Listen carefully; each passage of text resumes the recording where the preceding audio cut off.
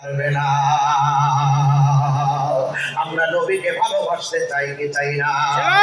আরে হাত তুলে বলেন চাই কি চাই না? এই নবীর ভালোবাসায় যারা এসেছে সবাই জবানটা খুলে বলেন ইয়া রাসূলুল্লাহ, ইয়া রাসূলুল্লাহ, মুহাম্মাদুল্লাহ।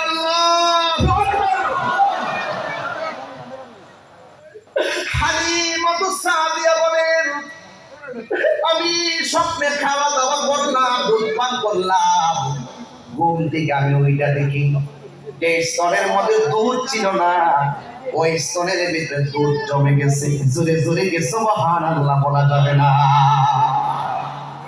স্বপ্নে আদিষ্ট হইলেন মক্কায় যাওয়ার জন্য। তিনি মক্কায় যাওয়ার জন্য রওনা হয়ে গেছে। মক্কায় যাওয়ার জন্য তিনি রওনা হয়ে গেছে।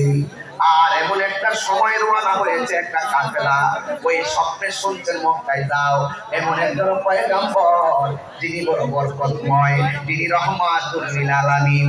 এই স্বপ্ন দেখে হালিমাতুস সাদিয়া তিনি কাফেলার সঙ্গে রওনা হয়ে গেছে। কিন্তু রওনা হওয়ার সময় তার উটটা ছিল বড় জীর্ণ শীর্ণ। এই উটটা এমন জীর্ণ শীর্ণ ছিল, কাফেলা বড় সামনে চলে গেছে। ওই নিয়ামত নেওয়ার জন্য কাফেলা দ্রুত মক্কায় চলে গেছে। কিন্তু হযরতে হালিমাতুস সাদিয়া তিনি